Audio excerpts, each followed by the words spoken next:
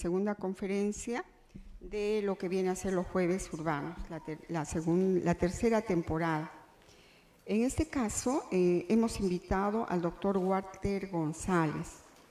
El doctor es egresado de la Facultad de Arquitectura de la UNI, es arquitecto, realizó una maestría en energías renovables y eficiencia energética.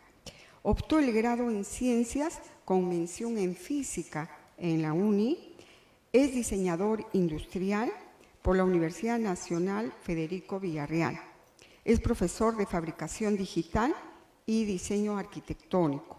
Ha participado en más de 180 patentes y es autor de 6 libros. Su proyecto actual es Impacto de la fabricación digital en biomateriales y técnicas ancestrales para su uso en diseño, artesanía y vivienda. La exposición del día de hoy va a ser sobre la fabricación digital y el mobiliario urbano. La transformación de las ciudades contemporáneas exige nuevas metodologías de diseño que integren tecnologías, sostenibilidad, identidad cultural y participación ciudadana. En el contexto peruano, el mobiliario urbano no solo cumple funciones utilitarias, sino que configura parte del espacio público, identidad barrial y apropiación social. La fabricación digital, mediante herramientas como el corte CNC, impresión 3D y modelado paramétrico, permite diseñar y producir mobiliario urbano adaptable a diversas realidades geográficas y culturales del Perú, desde la costa hasta la Amazonía. Esta charla articula principios tecnológicos con criterios urbanos, climáticos y culturales propios del territorio peruano. Invito al doctor Walter González a que nos dé esta exposición y nada más. Un aplauso para él. Gracias.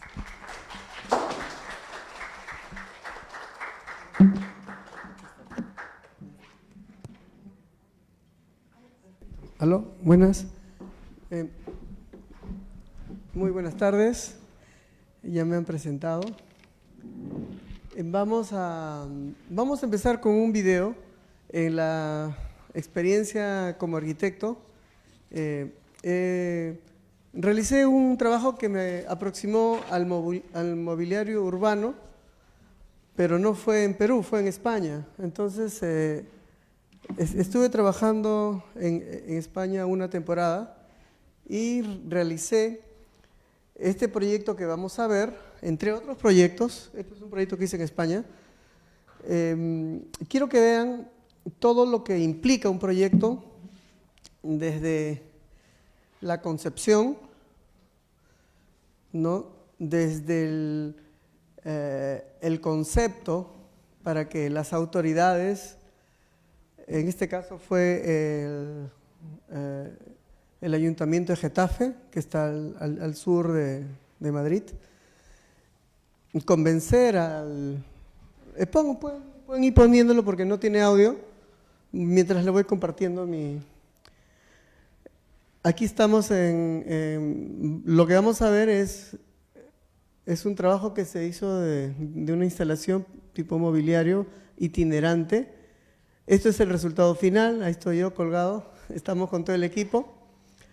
Y nos inspiramos en los puentes colgantes de Quehuachaca. Habrán escuchado estos puentes incas que se renuevan cada año y que hasta ahora se vienen haciendo. Entonces, usando estas técnicas, logramos recrear. Justo para ese año en Washington se hacía una réplica, PROM Perú. Y aquí estamos sustentando en el Ayuntamiento de Getafe los conceptos antes de lo que fue como resultado final, ¿no? Estamos haciendo las estructuras tensionadas, luego se decide se aprueba el concepto, ¿no? Aquí estamos viendo ya los detalles técnicos. El profesional tiene que ver los detalles técnicos. Ahí estamos con el equipo español, ¿no? Todos son españoles, yo era el único peruano. Se me convocó porque yo justo esa fecha gano la Bienal Iberoamericana de Diseño ¿no? Con un proyecto de los telares. Entonces ahí ellos me convocaron a sustentar y les gustó el concepto del trabajo con cuerdas, ¿no? Con fibras naturales. Y estamos viendo los detalles técnicos, ¿no? Son detalles técnicos que al final tú puedes dejarlo que lo decida el técnico, el carpintero o el maestro que lo va. Pero de manera profesional se trabaja con un equipo, hubieron ingenieros que hicieron el modelado en 3D para ver el soporte de las estructuras. Estamos trabajando aquí en una nave, en un galpón, ¿no? Con todo el equipo haciendo las estructuras. Ahí estoy yo, hacía mucho frío. Y empezamos el trabajo, ¿no? La idea de esta estructura era rescatar pues las técnicas estas de tejido andino y hacer una cobertura virtual como de 30, eran como 2000 metros cuadrados en material, ¿no? En estructuras, en módulos. Son módulos de 4 torres, ¿no? Y cada torre tenía una función, lo vamos a ver más adelante. Y cada cobertura virtual, ¿no? Que estamos viendo, se montó y se llevó prefabricado solamente para montarlo en el lugar, ¿no? Ahí estoy con Happy. Happy es uno de los... Estamos ya bajando el material para llevarlo a la instalación, ¿no? La ventaja de esta estructura es que es itinerante, se puede montar y desmontar. Ahí estamos con todo el equipo, ya estamos llevándolo. Y esto funciona pues como los telares, como nuestros telares andinos. No sé si han tenido oportunidad de ver esos telares de cintura que se cuelgan en el árbol.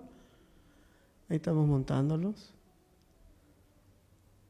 Bueno, aquí se ve todo rápido, ¿no? En 5 minutos está todo, pero acá hay 3 meses de trabajo, ¿no? Desde convencer a las autoridades para que nos financien el proyecto, ¿no?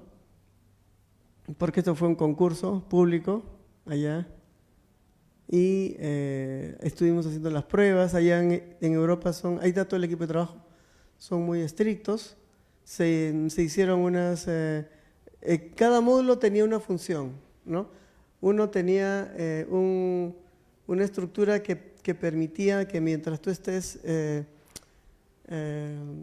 dentro de estos módulos, había como una bicicleta y tú podías cargar tu celular accionando el pedal, ¿no?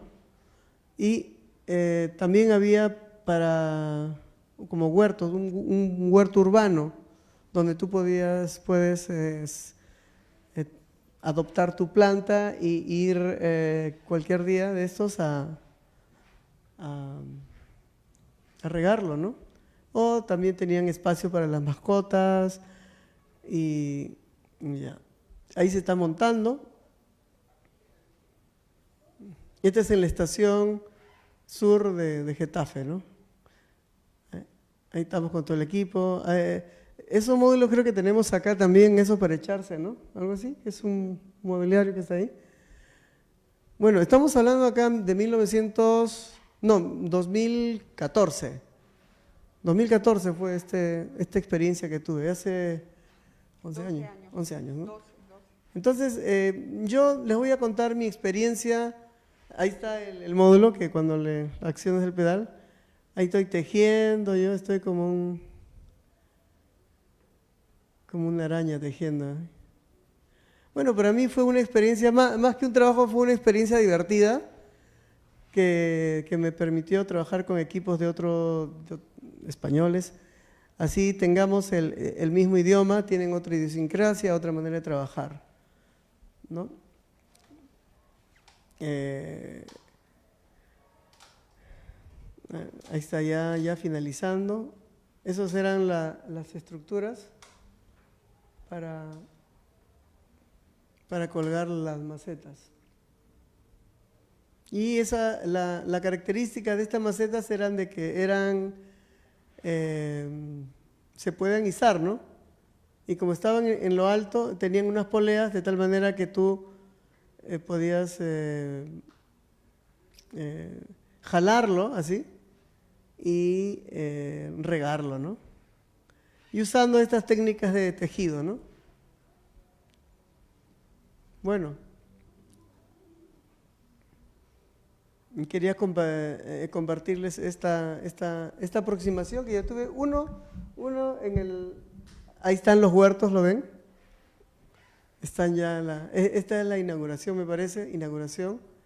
El proyecto se llamó Agroplaza y este proyecto se replicó en 2 distritos, en 2 ayuntamientos, como le llaman allá. Y la característica de este proyecto era de que era desmontable y se podía llevar de manera itinerante a otro lugar, ¿no? Estaba 2 semanas en un lugar y otras semanas en otro lado.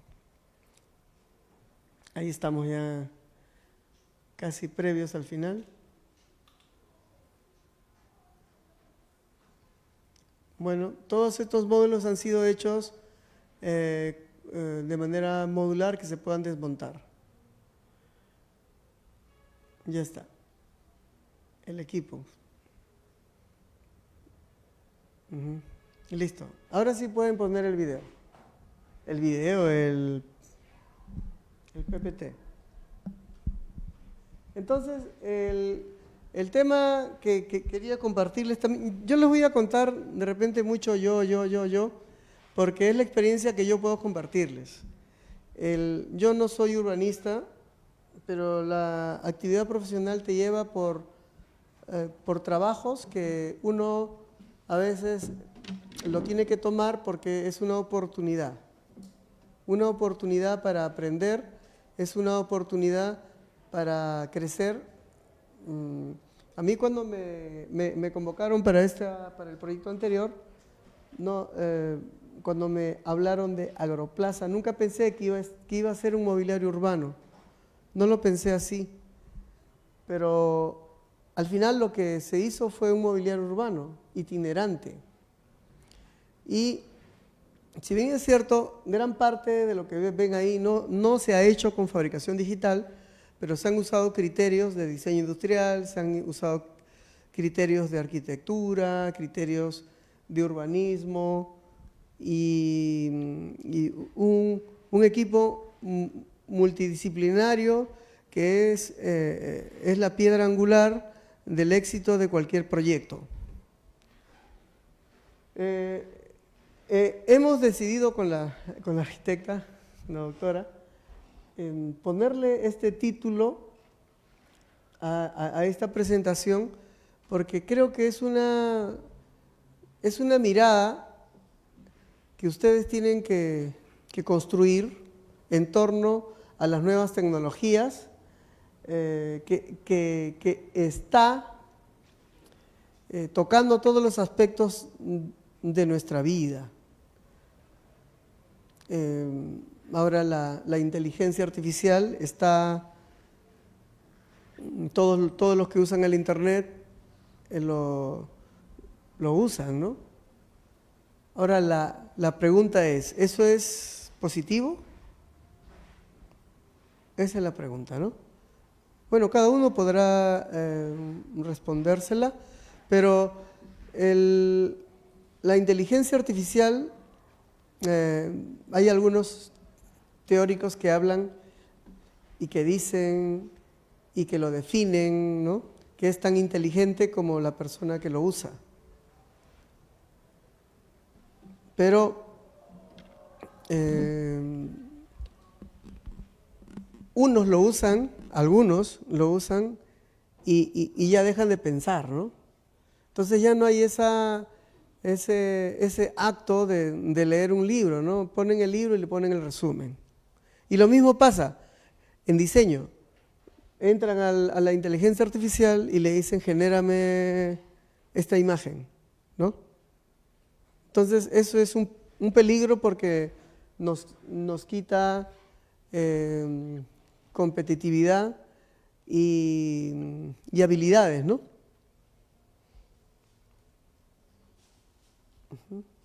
Allá. ¿A dónde se apunta?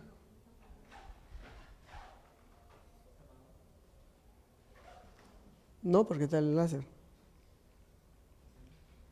¿Sí? O pásalo. Es que no... Ya, pasa a la siguiente. Ya. A ver, miren, yo todavía hice mi tesis la hice a mano. No, cuando yo me titulé, recién estaba apareciendo que las computadoras eran difíciles de conseguir, eran carísimas, las impresoras eran más caras todavía.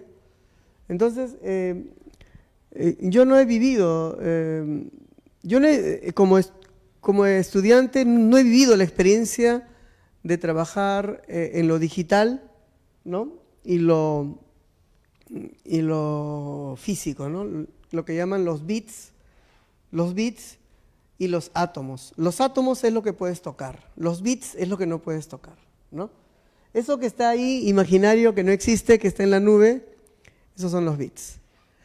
Entonces, la realidad virtual también es un fenómeno que yo no lo he vivido. O sea, el cerebro de sus profesores, de la mayoría podría decir, por la edad, no han vivido esa experiencia. Ustedes están viviendo esa transformación. Y va a depender del alcance que ustedes puedan, para que le saquen provecho, ¿no? A eso. Entonces, empiezo con esta imagen porque es un debate, es un conflicto, son dos cosas tirantes, ¿no? Que en la época de la virtualidad produjo pues un ejército de arquitectos, ¿no? Porque supongo que se han titulado en estos 2 años, que tuvieron ese contraste en su formación. Yo todavía sigo creyendo que es importante hacer una maqueta en físico. Lo virtual es importante, pero creo que todavía es importante mantenerlo, el trabajo a mano. Ahora, vamos a empezar por explicar qué es la fabricación digital. La fabricación digital es este conjunto de herramientas y tecnologías que nos permiten a nosotros acelerar el proceso de fabricación y validación. En mi caso, me permitió trabajar de manera rápida, acelerada, y permitió que mis proyectos se aceleraran.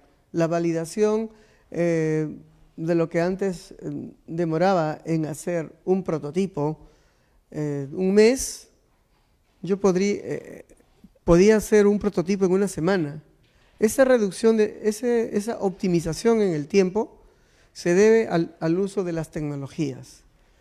La tecnología te permite a ti ser un experto en carpintería sin ser carpintero, sin tocar la madera, porque todo lo hace la CNC. La CNC es una máquina que es como una fresa, es como un taladro que corta, es como un cuchillo que corta la superficie de una plancha, puede ser de AAA, MDF, acrílico, lo que quieras trabajar, metal, y obtienes un prototipo. También existen las impresoras 3D, como vemos acá, que es una impresión por adición. Quiere decir que tú con una carga de PLC, un rollo de PLC, puedes fabricar piezas, prototipos, detalles, ¿no? Que te ayudan al diseño. Y lo puedes validar, ¿no? Existen otro tipo de máquinas, como el escáner, que a veces se usa en arquitectura mucho, en restauración, o también para para poder hacer el levantamiento de algunas piezas que son imposibles de fabricar, ¿no? O de copiar de manera rápida. ¿Dónde estamos acá? Ya. Ahora, el mobiliario urbano. La confluencia entre el mobiliario urbano y las nuevas tecnologías son conceptos que están en proceso de construcción. Está cambiando. Las nuevas tecnologías están cambiando la manera de ver el mobiliario urbano. Está cambiando la manera de entender la interacción entre el entorno, el ecosistema, ¿no? Y la pregunta sería que nos haríamos es si el urbanismo, ¿no?, puede recuperar ese equilibrio en los ecosistemas urbanos existentes, ¿no?, o barriales, ¿no?, y este crecimiento desbocado, desmedido de esta sociedad, ¿no?, mercantilista, ¿no?, que lo único que hace es pues construir sobre los parques edificios y la codicia inmobiliaria hace pues que prefieran pagar las multas, ¿no? Cuando tú haces un proyecto inmobiliario de urbanización, el SERPAR te pide un porcentaje para parques, ¿no? Entonces muchas empresas inmobiliarias no hacen el parque. Donde es parque construyen un edificio. Entonces SERPAR les dice, ¿sabes qué? Como tú no has dejado espacio para el parque, te voy a meter una multa.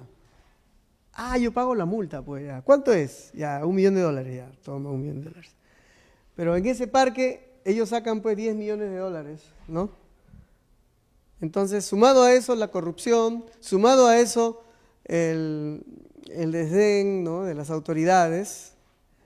Tenemos ejemplos 1000, ¿no? En Barranco, el exalcalde del Pomar mandó a construir, o autorizó la construcción en el acantilado, un hermoso acantilado que había un parque ahí. Y sobre el parque construyó un edificio. Bueno, nunca se probó que hubo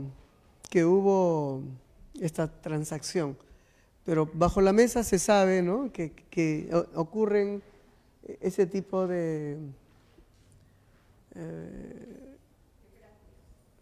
prácticas, ¿no? Y que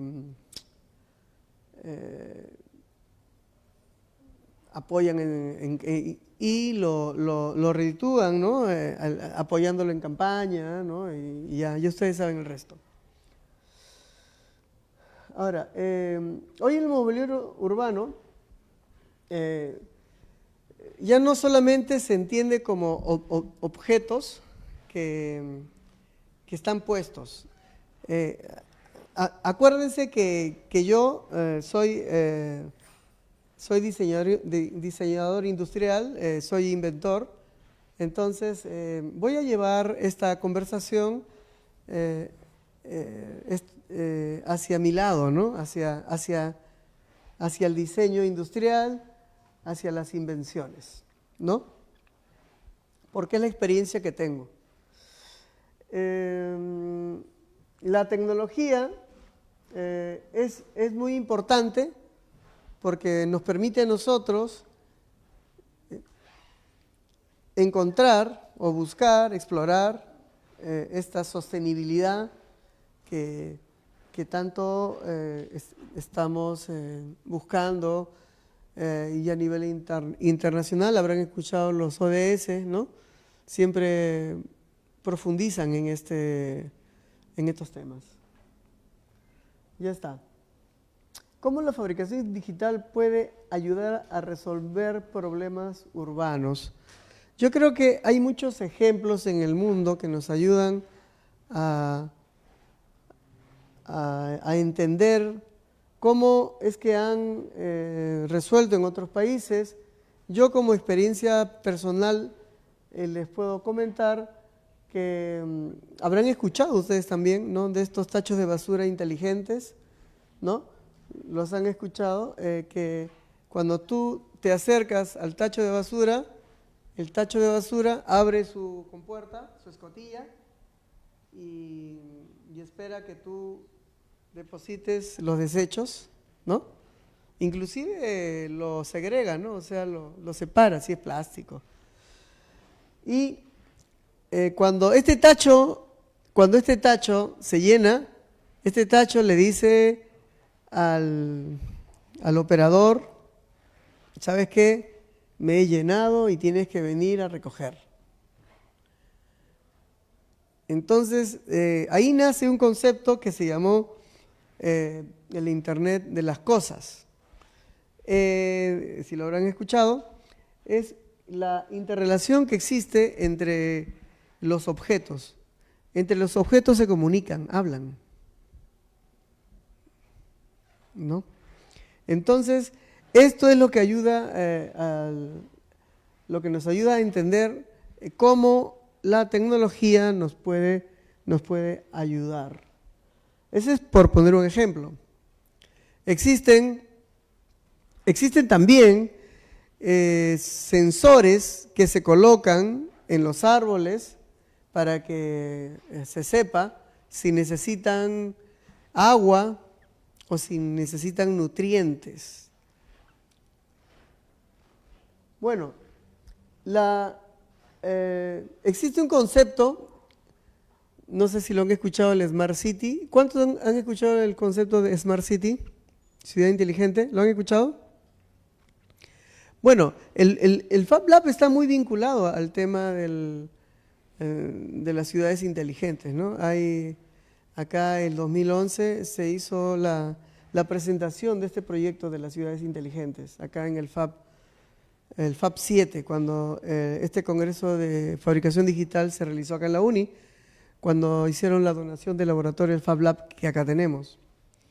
Entonces, creo que fue un encuentro muy importante y donde se explicaron muchos conceptos revolucionarios, ¿no?, disruptivos, que hicieron que nuestra manera de ver el entorno en confluencia con la tecnología se ha ido transformando. Uno de los primeros proyectos que se hizo fue el 2015, cuando se imprimió este puente enteramente en metal. Este puente es un puente impreso en 3D. Hubo un brazo robótico que contrataron al brazo robótico y toda la noche se puso a imprimir en metal. Y pasaron unos 3 días, 4 días y lo terminaron, ¿no? Entonces, esto es un ejemplo cómo de versátil es intervención de la fabricación digital en el entorno urbano. Esta geometría, obviamente, si la hubiéramos hecho con los métodos tradicionales, ¿no?, hubiéramos tardado, primero, hacer el molde. Segundo, ¿no?, hacer el vaciado en metal, que es fierro fundido, que es una barbaridad de trabajo. Entonces, estas tecnologías para esa época eran experimentales. Este puente es un hito dentro del desarrollo de la aplicación, ¿no?, de la impresión 3D en entornos urbanos. Y bueno, acá dice que fue construido por 4 robots, ¿no? En 6 meses, sí. 6 meses. Bueno, en ese tiempo, estamos hablando del 2015, Ahora las máquinas ya son más rápidas, ¿no? Ahí está. Él es Neil Gershenfeld, que es el creador del concepto de fabricación digital en casa. Él en el MIT creó un curso que se llamaba Cómo hacer casi cualquier cosa. Ese era el nombre del curso. Y este curso, o esta materia, lo dictaban para los estudiantes del MIT. Y resulta que el curso empezó a tener muchos estudiantes. Y tenía muchos estudiantes porque a los alumnos se les daba las herramientas para que ellos mismos puedan fabricar. Puedan fabricar prototipos sin el intermediario de un operador. Antes, para hacer un mueble, por ejemplo, yo todavía me acuerdo, llevé un curso que se llamó diseño de muebles. Yo tenía que contratar a un carpintero porque yo no tenía las herramientas ni las habilidades manuales para hacer el mueble. Entonces, y obviamente, por lo general, los estudiantes universitarios son hijos de mamá, hijos de papá, ¿no? Entonces no están muy vinculados con el tema de ir a un taller, ensuciarse, agarrar los fierros, el serrucho, cortar, no. Entonces, estas tecnologías, la fabricación digital, permitió que un estudiante, solamente modelando el 3D, así como modeló el puente ese que vieron, lo haga la máquina. Más adelante vamos a ver otro ejemplo. El concepto de cómo hacer casi cualquier cosa y el concepto de si tenemos, o esta pregunta que él plantea, porque esta pregunta es de él. Dice, ¿qué pasaría si todos tuviéramos una fábrica en casa? ¿Se han puesto a pensar? Y otra de las grandes preguntas que él hacía en sus conferencias, yo lo he escuchado mucho, decía, ¿quién de ustedes tiene algo fabricado por ustedes mismos? A ver, levánteme la mano de aquí de la mesa, quiero hacer esa pregunta. ¿Alguien de ustedes tiene algo hecho por ustedes mismos? ¿Tú tienes algo que has fabricado? ¿Un llavero? ¿Nada? ¿Una chalina? Bueno, él cuando preguntó eso, lo mismo, nadie sabía hacer nada, ¿no? Entonces, lo que él plantea de que cada uno tenga una fábrica en su casa con una impresora 3D, porque las impresoras 3D pasaron de costar $10,000 a ahora puedes encontrarte una hasta de $100 con alta resolución. Entonces, eso es una transformación que transfiere, ¿no?, la capacidad de hacer, de fabricar a personas que no tienen habilidades manuales para cortar, ¿no?, para pegar, para soldar. Simplemente accionando un botón. ¿Y cuál es el otro cambio? Que tú puedes estar trabajando con un compañero que de repente está en la China, ¿no?, y de manera digital, de manera virtual, ustedes pueden interactuar y diseñar de manera colaborativa. Ese fue el otro gran aporte. El éxito de este programa no era tanto las máquinas, sino era la experiencia acumulada que se podía almacenar ¿no?, en una base de datos donde todos tienen acceso. Y esa experiencia es muy importante, porque de lo que a ti te costaba de repente aprender a través de la prueba y el error, existe un repositorio donde tú le preguntas al repositorio, oye, ¿cuál es el problema que existe cuando hago un corte en ángulo o cuando la fresa se me rompe? O para este tipo de mueble, ¿qué tipo hay un concepto que se llama, las máquinas tienen un lenguaje, ¿no? No es que tú le hablas a la máquina, oye, máquina corta. No, tú vectorizas así como en AutoCAD, ¿no? ¿Qué hacen en el AutoCAD? En el AutoCAD tú dibujas, ¿no? Dibujas y haces unas rayas. Ya, si tú haces una raya, un cuadrado, ¿no? Ese cuadrado en AutoCAD tú lo pasas a una extensión de XF, no, de XDF, claro. Y esa extensión es una extensión universal que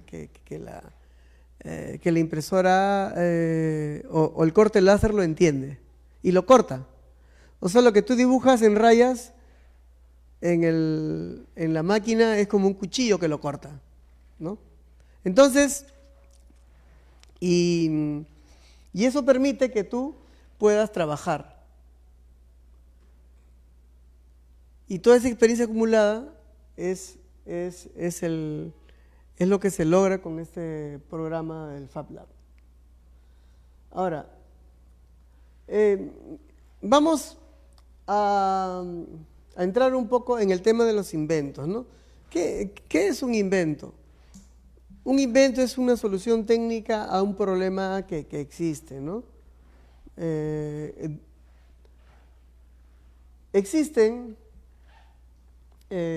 soluciones, ¿no?, que pueden mejorar el entorno urbano y como les comenté al comienzo de esta presentación, que no todos los mobiliarios tienen que ser para que una persona descanse, o sea, existen otros sistemas, ¿no?, como este purificador de un diseñador X, ¿no?, que plantea a manera bajo el concepto de árbol, así como el árbol purifica el aire, este sistema, ¿no?, purifica, es un sistema que tiene unos dispositivos que hacen que filtren el aire, ¿no?, y mejore las condiciones.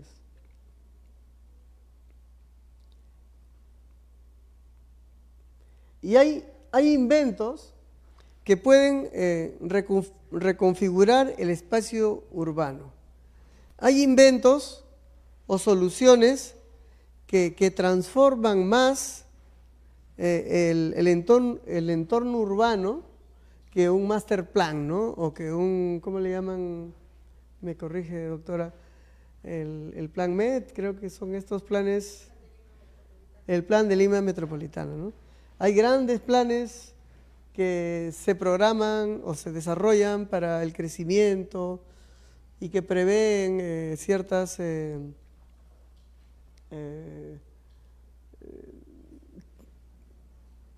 necesidades, funciones que necesitan, ¿no?, el distrito, la ciudad, para su crecimiento.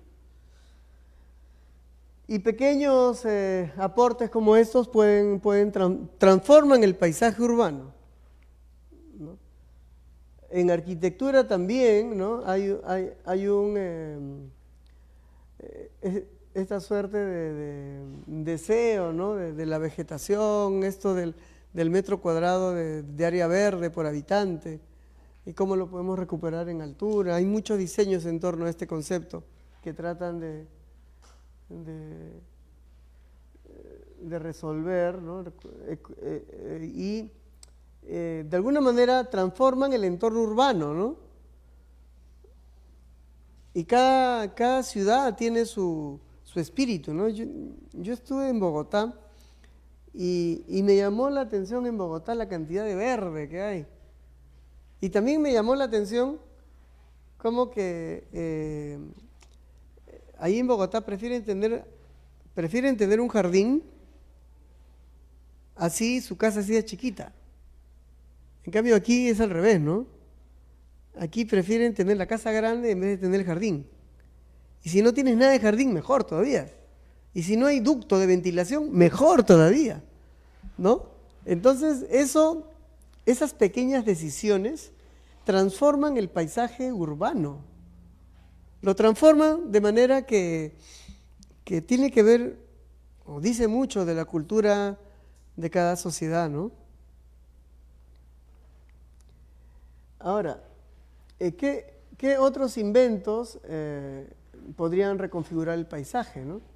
Aquí vemos una impresora 3D, no, este es un brazo robótico, pero es una impresora 3D, cómo en la actualidad ya se viene usando la impresión 3D para hacer mobiliario urbano. Aquí lo ven. Esto ya no es el futuro, ya es el presente, ya se está haciendo. Entonces, ustedes, si no conocen estas herramientas, creo que por ahí estamos, si ustedes no conocen estas herramientas, van a estar en una desventaja competitiva, ¿no? Porque no van a poder enfrentar o por lo menos tener criterios para poder resolver problemas. Porque ustedes como profesionales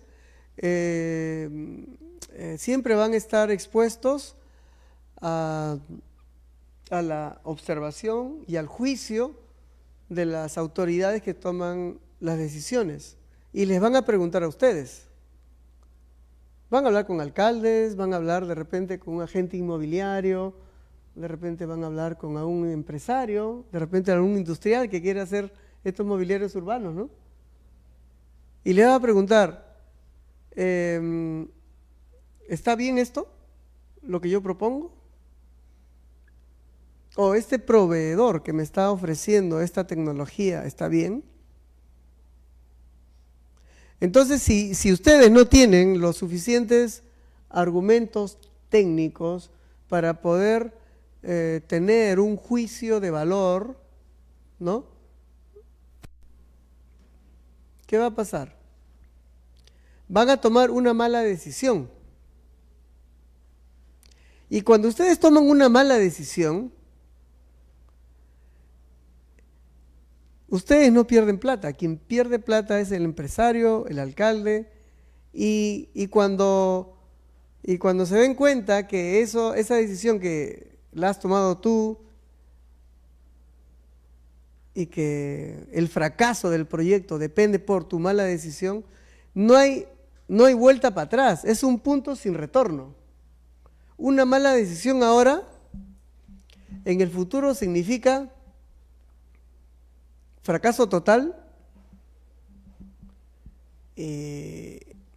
Bueno, acá en la uni, cuando cayó el caso Odebrecht, muchos ingenieros arquitectos fueron presos. O sea, por malas decisiones, ¿no? Entonces, hay responsabilidad penal, ¿no? Hay responsabilidad penal si haces una mala decisión y eso causa un perjuicio económico, ¿no?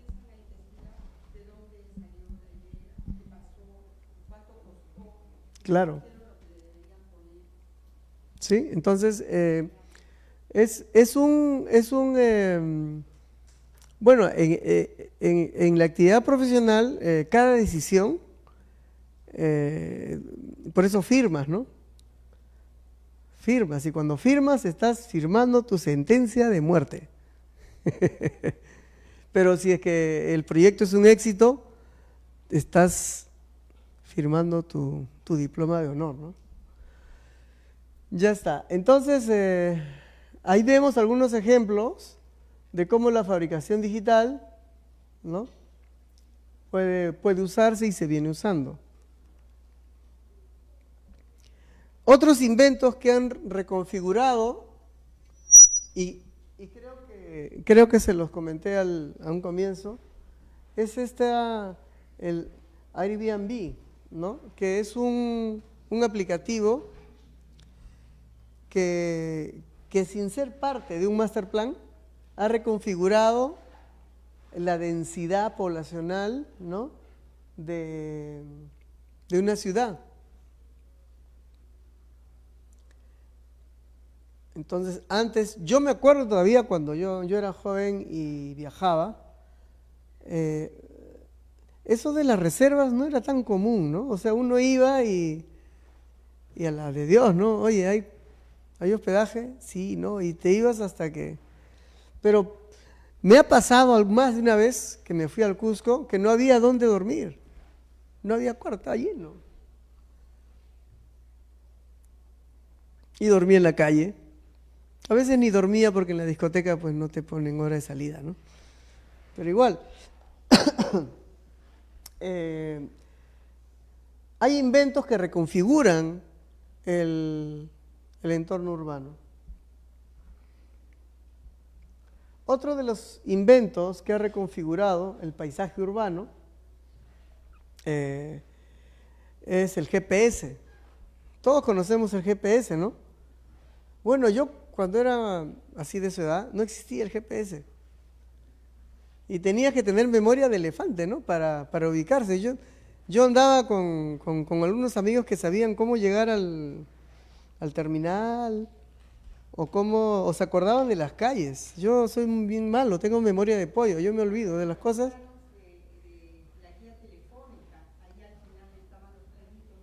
Ah, sí, antes existían unos libros gordos, no sé si lo habrán visto ustedes, que estaban los teléfonos de todos los habitantes de una ciudad y al final estaba la guía telefónica. Y a veces lo arrancábamos eso y con eso viajábamos para conocer. No, entonces, este es otro invento, ¿no? Que ha reconfigurado el paisaje urbano. Otro de los inventos son los vehículos autónomos. Esto que les estoy compartiendo no es el futuro, ya es el presente, eso ya existe. Ya existe. ¿Cómo ha reconfigurado esto? ¿Qué es un vehículo autónomo que anda solo? Quiere decir que ya no necesitas estacionamiento. Antes, cuando hacíamos los proyectos, yo me acuerdo, había un profesor que te exigía por cada vivienda un departamento, o cada 2 viviendas un estacionamiento. O de repente, si estás en una zona comercial, te decían que tiene que haber un porcentaje de estacionamientos por metro cuadrado, ¿no? O al revés, o un número de estacionamientos por metro cuadrado. Pero ahora con esto ya no, porque el auto viene, te deja y se va. Eso reconfigura el paisaje urbano. Y como dice, como acá le puse, tiene un mayor impacto que un plan maestro urbano, que un master plan, ¿no? Ahora, yo les voy a... Yo de los tantos inventos que tengo, hay un invento que cuando empezó a venir la fabricación digital, bueno, este es un... Ay, perdón. Este es un invento que es un asiento para árbol. Y lo hice como un ejercicio porque uno de los grandes problemas que existe en los parques es que no hay asientos, no hay mobiliario, no hay asientos, no hay. Y si hay, están los enamorados, están los que venden dulces, que se sientan ahí, están los chicos reunidos.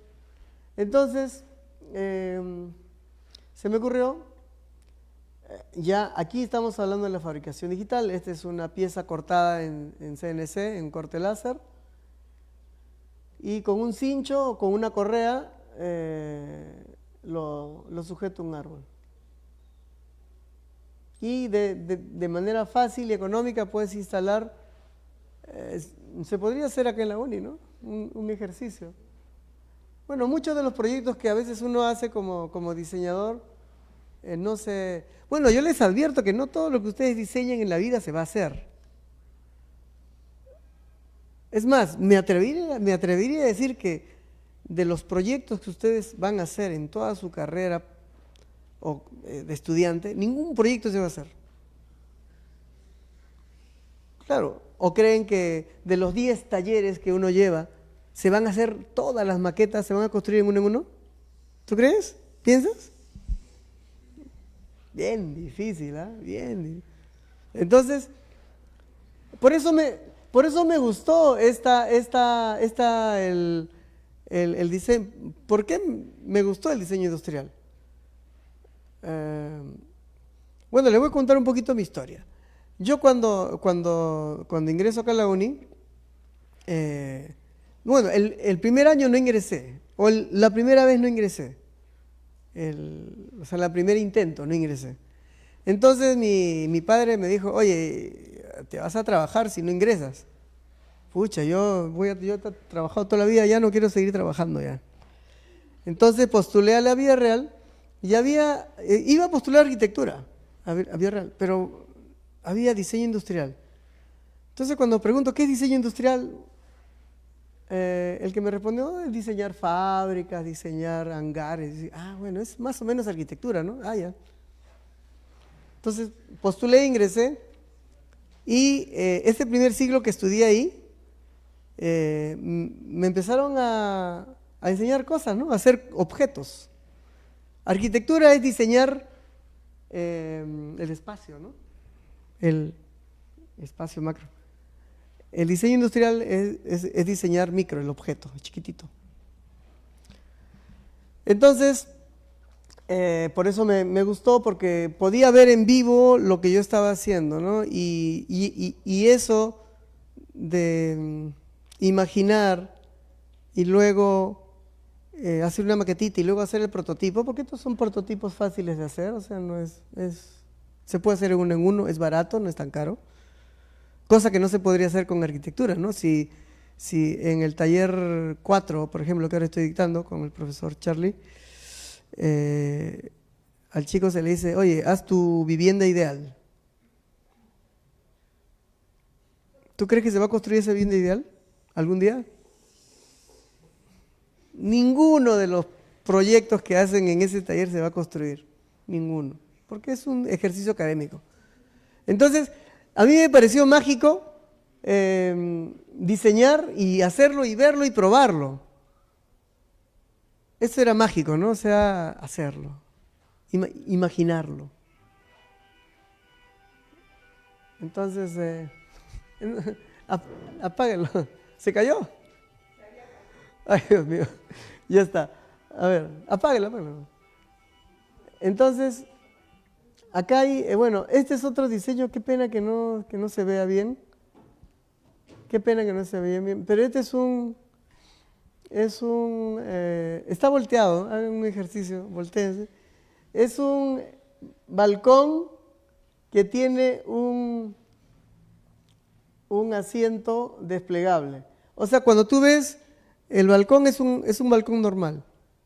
Pero si te da ganas de sentarte, empujas y lo deslizas así como una gaveta de un repostero, ¿no?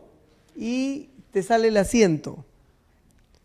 Eso, por ejemplo, fue un ejercicio que, esto es una patente también, que me llamó la atención porque hay muchos detalles técnicos, pero esto, como vamos a ver en imágenes más adelante, puede reconfigurar el paisaje urbano, ¿no? El edificio, ¿no? Entonces, esas pequeñas cosas que parecen menores, que parecen inocentes, que parecen que no influyen y sí impactan, porque a veces no se piensa, ¿no? En los espacios de las viviendas ahora, en esa vorágine del metro cuadrado, no piensan tanto en el usuario, sino piensan más en lo que es rentable puede ser tu inversión, ¿no? Entonces una propuesta de estas para un agente inmobiliario podría agregar valor a una vivienda, ¿no? Otro ejemplo, otro diseño que, bueno, yo, como les voy comentando, cuando llevé la maestría en eficiencia energética, se me ocurrió diseñar un secador de ropa pasivo, ¿no? O sea que por acción del sol. Porque veía este problema, ¿no? Hay viviendas que cuelgan la ropa afuera. No sé si han visto eso. ¿Sí? Eso aquí y en todo el mundo existe. Entonces, viendo ese problema, se me ocurrió diseñar una urna, una caja, un secador de ropa, ¿no? De tal manera que tenga una estructura deslizante y que lo puedas usar en una ventana de un edificio, ¿no? Esto es como un carrito que lo deslizas, ¿no? Ahí tiene los embonados que permiten el desplazamiento, el tubo que son las guías como rieles, y puedes colocar la ropa dentro, el aire entra. Ustedes saben que el aire caliente sube, ¿no? No sé si saben, por física. Entonces el aire entra por acá caliente, sale, arrastra el vapor, ¿no? Y sale por arriba. Ese es el criterio, sencillo, ¿no? Bueno, esta es una patente también. Y esto, si se aplica, por ejemplo, para un edificio, podría agregarle valor, ¿no? Porque muchas de las viviendas no tienen ese espacio de patio de tendal, ¿no? Y esta es otra experiencia, ¿no? Como un diseño sencillo puede cambiar, ¿no? Cambia la imagen de la Sí, ciudad también. también. Por ejemplo, tenemos otro ejemplo, acá son los aires acondicionados, ¿no? Que son esta suerte de lunares, ¿no? Que están de manera aleatoria, ¿no? No existe un orden porque algunos no compran su aire acondicionado, entonces queda una fachada como con chinchones, ¿no? Como que le han puesto chinches ahí. Y a la distancia se ve algo desordenado, ¿no?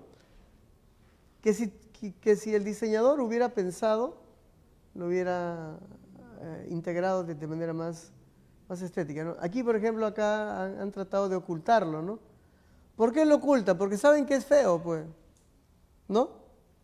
Es como que en tu rostro tienes algo raro, ¿no? Así. Y te pones tu crema, ¿cómo se llama esa crema que usan las señoritas para taparse? Bueno, es algo como esto, ¿no? Es un maquillaje, ¿no? Así. Mira, y aquí son más osados, ¿no? Aquí lo hubieran pintado de naranja, pues, ¿no? Entonces a mí se me ocurrió hacer un diseño de un deshumedecedor, porque el efecto de la sensación térmica no lo da tanto la temperatura, lo da la humedad. Por eso que 10 grados acá en Lima, por ejemplo, que es húmedo, cuando hace sol, se te pega la ropa. Ahorita yo tengo la ropa pegada al cuerpo y cuando hace sol, felizmente que acá en la uni hay poca humedad, ¿no? Pero cuando te acercas más al mar, la humedad es terrible. O sea, sientes que se te pega la piel, ¿no? Entonces, esto también podría ser un ejemplo de cómo inventos pueden cambiar el entorno urbano, ¿no? El paisaje. Entonces yo ahora quiero proponerle a ustedes un desafío y que ustedes imaginen un mobiliario que ayude a transformar la ciudad. Bueno, esto no es un examen, es un ejercicio. Es un ejercicio porque ustedes como creativos, como profesionales, tienen que entrenar el músculo de la creatividad. Y como a veces digo, más allá de entrenar el músculo de la creatividad, yo creo que deben entrenar el músculo de la voluntad. ¿Por qué la voluntad? Porque cuando yo diseño algo y alguien o el mismo profesor te puede decir, a mí me ha pasado, el profesor te dice, este diseño es una porquería, no sirve para nada, ¿para qué has ingresado acá? Vete a otra universidad a estudiar. Bueno, a mí me han dicho, ¿no? Yo he tenido profesores que agarraban la maqueta, te la rompían. Ahora no se puede, ¿no? Pero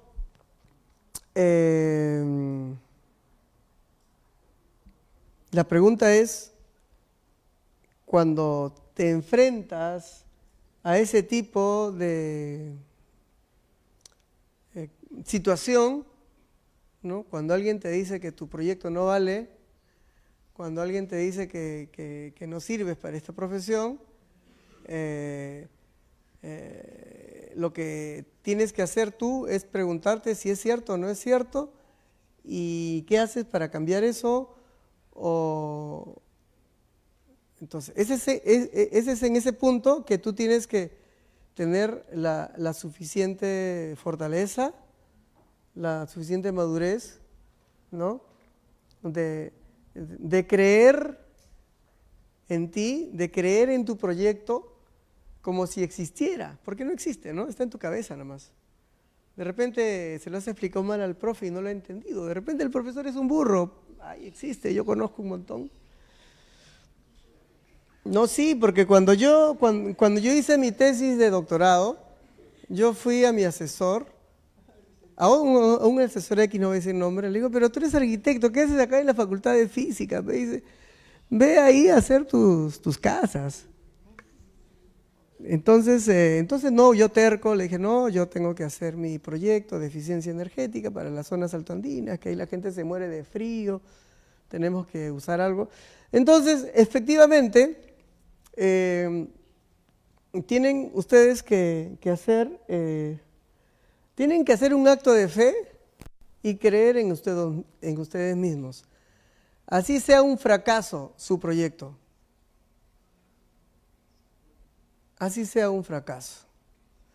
Lo cierto es que saqué 20 en ese proyecto, ¿no? de doctorado y el tiempo me dio la razón a mí, no al profesor que dijo, no, ¿qué haces acá? Vete. Así literal me lo dijo, dije. Entonces, pero también tienen que tener la suficiente hidalguía, ¿no? de saber madurar los proyectos. Yo creo que no existe proyecto malo. Yo creo que hay un proyecto, todos los proyectos evolucionan. Entonces, cuando tú evolucionas en un proyecto, puedes, de repente demoras mucho en llegar a la solución. Pero si tú tienes ese problema que demoras mucho, entonces quiere decir que tienes que invertirle más tiempo.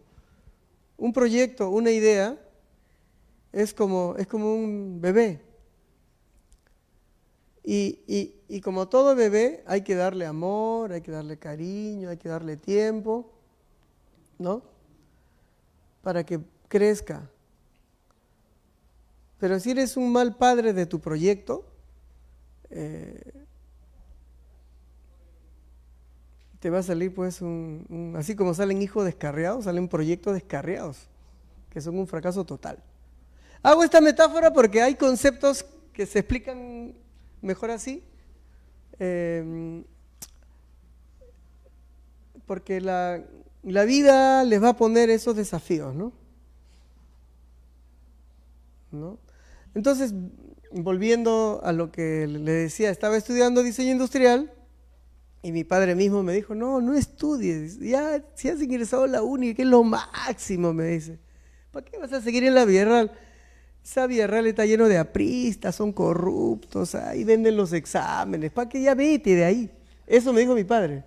Entonces yo en mi corazón decía, no, pero a mí me gusta hacer esas sillas. Yo, primera vez que un profesor me enseñaba a usar un taladro, un torno, Y para mí eso me hacía sentir vivo, me hacía sentir que tenía el poder de transformar las cosas, de hacer cosas, y eso elevaba mi autoestima, eso me hacía sentir útil, eso me hacía sentir que puedo transformar el mundo, ¿no? Hay muchas maneras de transformar el mundo, y no solamente existen las herramientas del martillo, el clavo, ¿no? Existen herramientas conceptuales, y las herramientas conceptuales son las más difíciles de comprender. Y hay un dicho que me decía un profesor que ya falleció, no decía, no me traigas problemas, tráeme soluciones, porque yo siempre era un mar de lágrimas, un mar de quejas. Profesor, no se puede hacer esto, esto es imposible, no. Pero para eso es el creativo, el diseñador. Los diseñadores, los creativos, hacen que lo imposible sea posible. Y creen en lo que no existe como si existiera.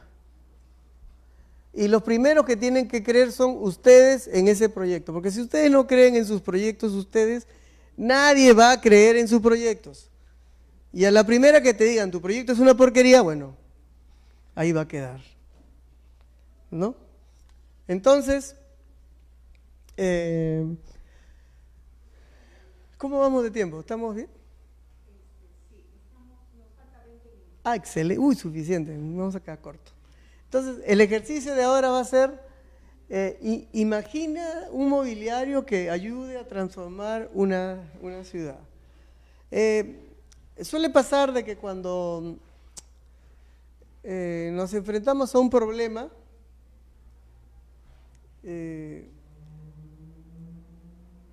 siempre el profesor te dice cuál es el problema y tú lo resuelves. Pero yo me he dado cuenta en los años que tengo de experiencia, cuando al alumno le digo, ya, tú plantéate el problema. Es fácil que alguien te diga, oye, resuélveme esto. Bueno, te enfocas en lo que en el encargo que te han dado. Eso ocurre, pero no siempre ocurre, porque no siempre un profesional encuentra un trabajo en el que le dicen que haga eso. Vivimos en una sociedad muy competitiva, donde tú tienes que encontrar los problemas y tú tienes que resolverlo. Porque si no, al final no vas a encontrar trabajo. ¿O estoy equivocado? Entonces, cuando a un alumno le digo, ya, tú plantéame el problema y plantéame la solución. El alumno se escandaliza porque no sabe, pero ¿qué problema de qué? No lo sé. Tú debes haber vivido alguna experiencia en el ámbito del mobiliario urbano que de pronto puedas solucionar. No lo sé, cada uno tiene una vivencia, ¿no? De pronto, para las señoritas que salen muy temprano de su casa, ir a los paraderos es peligroso, ¿no? O de repente los jóvenes que en la tarde, en la noche o los fines de semana se van a jugar fulbito, ¿no? De repente ahí hay algún problema, ¿no? Entonces, hay diferentes problemas, ¿no? Entonces, el diseño es eso, resolver problemas, pero tú como diseñador tienes que identificar y encontrar los problemas y construir una narrativa para que tu solución sea ejecutada, ¿no? Escalada. Escalada significa que se puede aplicar en diferentes lados, ¿no? Bueno, obviamente esto es hecho con inteligencia artificial, la verdad no sé para qué sirve, parecen hongos, parecen casas. Aquí algo más interesante, ¿no? Son módulos seguramente para descanso, ¿no? Bueno, ahora mirando esto se me ocurre existe tanta gente en situación de calle, ¿no? ¿Es una realidad o no? La gente que vive en la calle. Yo me acuerdo en mi época, cuando era joven muchacho, tenía 17, 18, 19 años, el primer recuerdo que tengo de esa edad es que había muchos perros en la calle, perros andando, callejeros, así le llamaban, y que cuando venía el circo desaparecían. Sí. Y la otra era que habían locos en la calle, ¿no? Bastantes locos. Pero ya era parte del paisaje urbano ver locos. Pero ahora ocurre lo contrario. Ya no veo locos, veo personas, entre comillas, sanas, ¿no? Que ya viven en la calle. En Alfonso Ugarte hay, en las bancas públicas, en la banca pública es su dormitorio.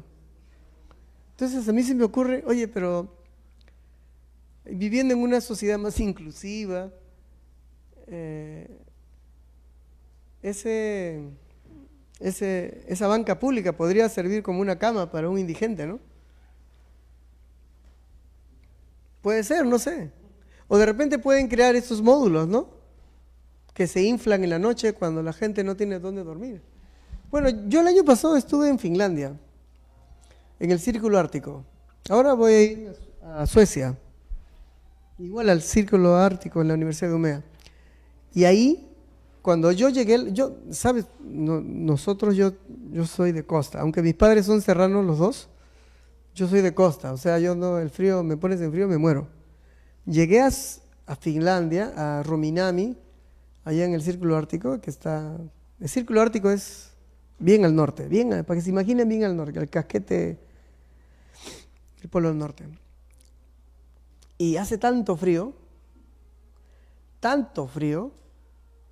que ni las cucarachas viven ahí.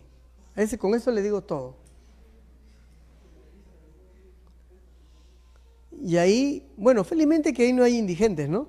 Pero a mí se me ocurre que si es que hubiera indigentes, esta sociedad tan avanzada había creado módulos como estos, y creo que existe en algunos países europeos, ¿no? Lugares donde uno va y si no tiene dónde dormir se queda la noche y sale el día siguiente. La solución que ellos quieren es crear casas donde yo voy en las noches, puedo dormir, y el día siguiente me voy. Ay, lo dejo limpio, ¿no? Pero todo lo debo dejar ordenado. Sí. Pero me pueden decir en la puerta que ya está copado. Sí, ese es un problema, sí. Hay otro problema, hablando de eso me hizo recordar, yo estuve en Shenzhen en China, el 2018, y yo salgo de madrugada porque siempre me gusta hacer videos de amanecer. Entonces salí del hotel con un grupo de amigos y ahí no hay pues puentes aéreos, no hay para el peatonal, sino hay bajo tierra, túneles. Entonces yo bajé a las 4:30, 5 de la mañana con mis amigos y debajo del túnel había gente durmiendo así en filita, así como si fuera playa. ¿No has visto las playas que hay? Están durmiendo de un lado a la derecha y a la izquierda, al medio, y me llamó la atención. Como estábamos entre nosotros que éramos amigos, cuando regresamos ya no había nadie. Que regresamos 8 de la mañana, pasamos por ahí mismo. Nadie limpiecito estaba. Ese es un problema urbano, ¿no? Yo creo que eso debería ser un ejercicio, ¿no? De cómo repensar cómo la sociedad se enfrenta a este problema. Yo creo que nosotros, como profesionales, que tenemos, en nuestro caso hemos tenido el privilegio de estudiar en una universidad, y ustedes que tienen el privilegio de estar acá sentados, esos problemas transversales de la sociedad tienen que pensarlo, ¿no? Y ver cómo lo pueden resolver, ¿no? Entonces yo pienso que no sé si han visto esta película, no sé, del Hombre Araña, o Batman creo que dice, ¿no? que un poder, ¿qué dice? ¿Cómo es? ¿Puede repetir alto? A ver, no escucho. Conlleva una gran responsabilidad. Otra vez. Un gran poder conlleva una gran responsabilidad. Claro, y nosotros tenemos el poder del conocimiento. Bueno, la UNI no es una iglesia y ustedes no son monjes ni yo soy un cura, pero de alguna manera acá en el campus universitario, en la UNI, están las mejores mentes del Perú. Y digo del Perú porque es el examen más riguroso que tenemos acá. Y no lo digo yo porque soy de la UNI, lo dicen instituciones del extranjero. Entonces, sus mentes que ya han sido entrenadas tienen un poder. Ese poder del conocimiento sumado a la experiencia de sus profesores, ¿no? Y al esfuerzo, porque yo les digo una cosa, no es suficiente tener el talento, no es suficiente tener el talento. Tú puedes ser muy inteligente, puedes ser muy talentoso, pero si esas habilidades no lo llevas al límite, es como si no lo tuvieras. No sé si me entienden. ¿Sí me entienden? A veces pienso que hablo mucho, que hablo muy etéreo. Pero yo conozco gente muy talentosa que no identifica su talento y estudia por pasar, o sea, estudia una carrera solo por pasar, por cumplir. Pero yo creo que la vida, bueno, yo ya tengo 55 años, mire, ya estoy viejo ya. Sí, ya, imagínate. Y la vida ha pasado tan rápida que todo lo que he hecho parece corto. O sea, ustedes que están viviendo estos 5 años en la universidad, les va a parecer, ahorita en mi vida parece como un fin de semana. Con todas las experiencias que he pasado, mi tránsito por la universidad, lo recuerdo como un fin de semana. O sea, esa es la fracción de temporalidad que yo tengo en mi memoria, en mi inconsciente. Pero todo lo que vino después, ¿no?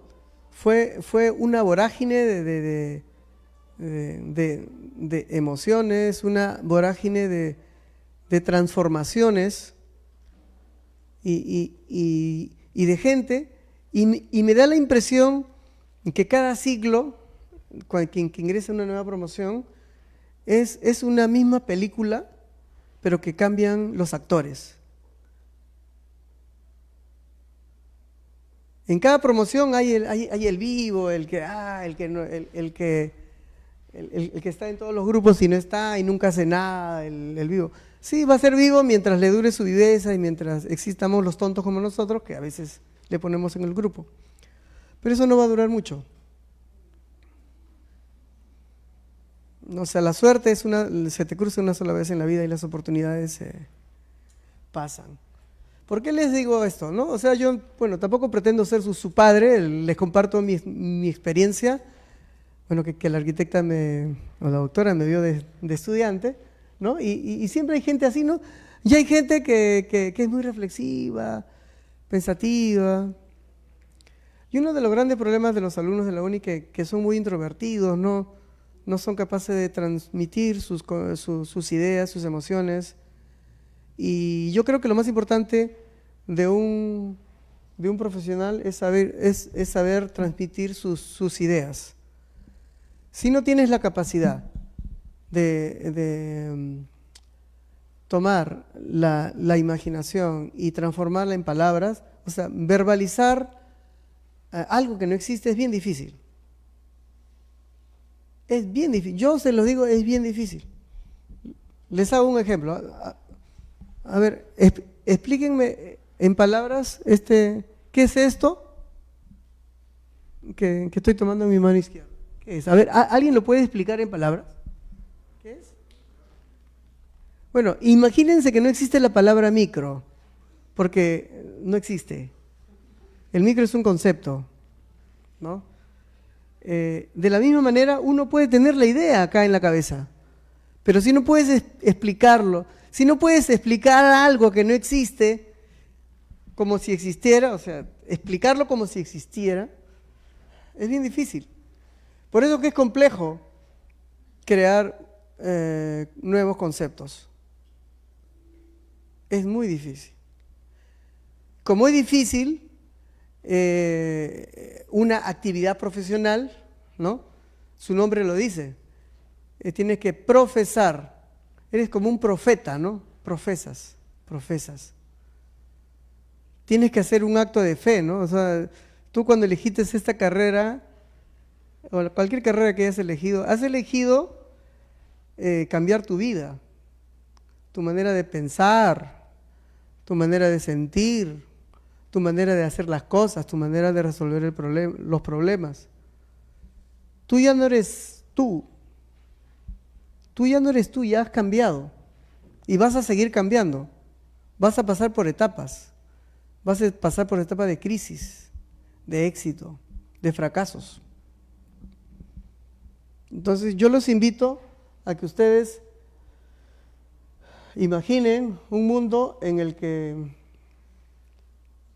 pueden transformar y bueno, quisiera que algún voluntario bueno, yo sé que es bien difícil que quieran que suban acá. Yo voy a bajar, porque yo también he sido estudiante, nunca quiero que nadie me vea. Tengo miedo al ridículo. ¿Por qué será, no? Así somos tímidos. ¿Alguien quiere subir? Si suben todos mejor. A ver, yo voy a empezar a bajar y voy a ir sacándolos. A ver. ¿Quién ha tenido un problema respecto al contexto urbano de su barrio? A ver, levante la mano. ¿Algún problema? ¿Han ido a un parque, se han sentado y han sentido que se puede mejorar eso? ¿Qué creen? Ya. Dime. ¿Qué problema te salvaste? ¿Y tú? No, mi compañero. Cuando hay bastante tráfico y tú vives cerca de la pista, por ejemplo, de la Panamericana Norte, hace mucha bulla cuando hacen claxon. Entonces es un problema, no sé si se puede hacer tal vez una pista que absorba el sonido, ¿no? O sea, imaginando, ¿no? Claro, ese es un problema que a veces lo resuelven poniendo árboles, ¿no? Yo creo que es una solución, sí, se puede hacer también, o de repente se puede colocar, en algunos países le ponen como filtros, paredes, ¿no?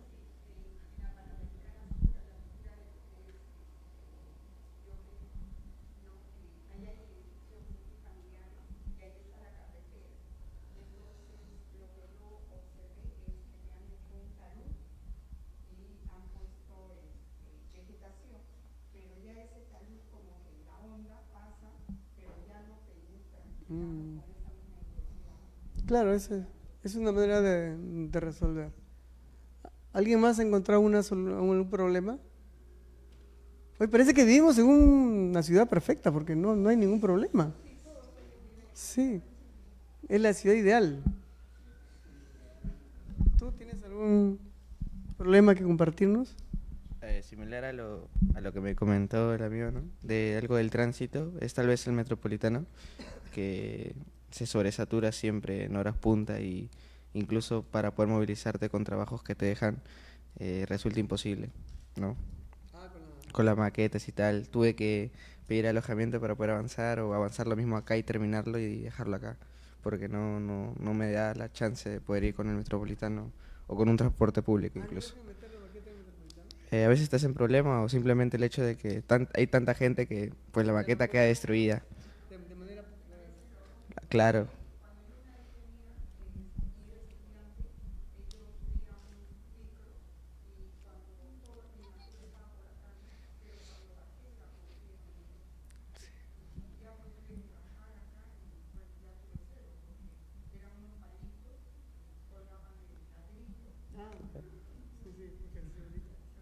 claro, ese es el problema Bueno, principal. ese es un gran problema que podríamos resolverlo, ¿no? ¿Tú?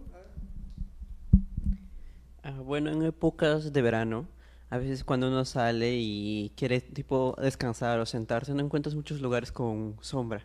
Y si encuentras con sombra, siempre llega un ángulo del la sol que ya simplemente se hace inútil el supuesta sombrilla que se pone en ciertos lugares para poder sentarse. Y además de que también se carece de estos, ¿cómo se dice? ¿Mobiliarios? No. El mobiliario, Ajá. las coberturas. Sí. Sí, muy bien. ¿Alguien más? ¿Tú? Creo que también en lo que son parques, hay veces en las que no se piensa en el tipo de árboles que son adecuados para el lugar, ya que te ponen árboles que no te dan sombra y no te dejan como descansar en un lugar que se supone que tiene que ser agradable para el usuario. Sí, tiene mucho que ver con las políticas de la municipalidad, ¿no? Yo, yo me acuerdo que estuve en Miami. Hay una zona de Miami que... ¿Sabes que en Miami hace mucho calor? Es increíble, increíble. Pero dice que los que imaginaron la ciudad de Miami, sí, los de Miami, pues claro, plantaron unos árboles que daban bastante sombra y están plantados en todas las avenidas de la zona la zona antigua, ¿no? Y es parte de la historia, ¿no? Y no sé, por ahí hablaron de la sombra. Y todo empieza con con un sueño, ¿no? Con algo ideal. Y hasta ahorita lo mantienen y es el espíritu de esta zona, ¿no?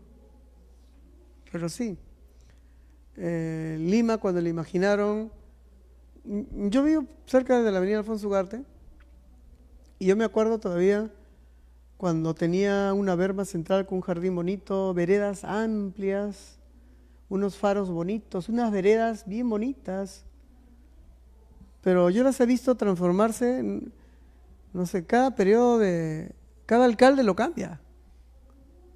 Y cada alcalde que va transformando le va quitando verde y hace más cemento. Y creo que esa es parte de la cultura, ¿no? Parte del conformismo de la sociedad, ¿no? Que no piensa en la calidad de vida, no piensa en el confort. En otras sociedades eso sería imposible. Estuve estuve en Corea una vez y sí, viajé mucho por los proyectos que mis profesores decían que no valían. No la profesora, porque la profesora... No. Ah, ya, ok.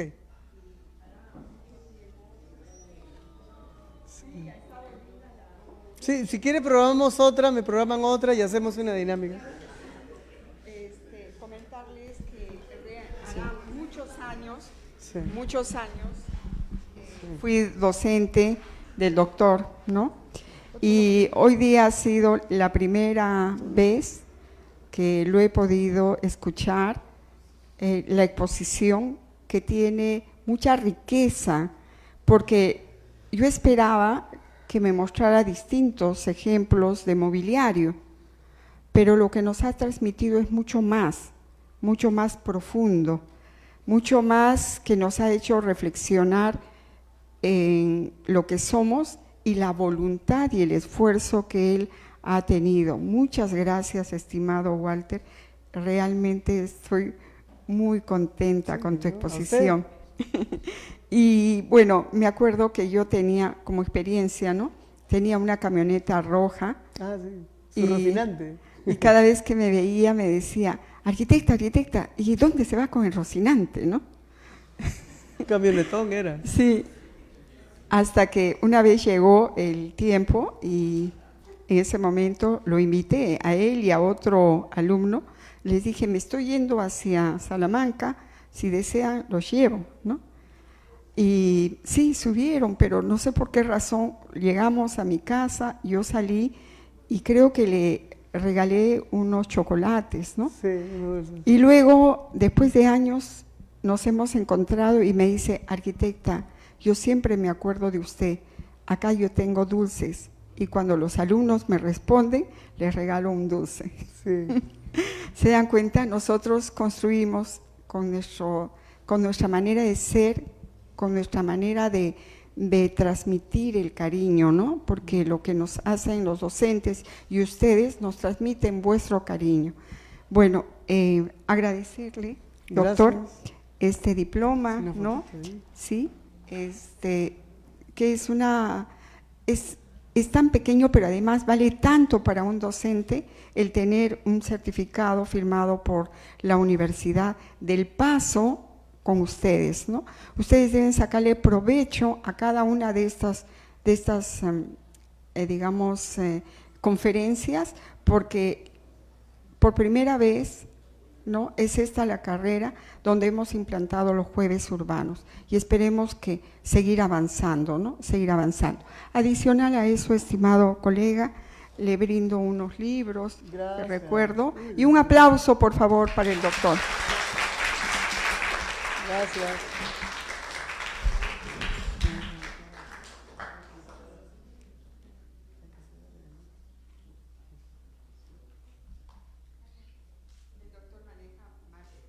Así.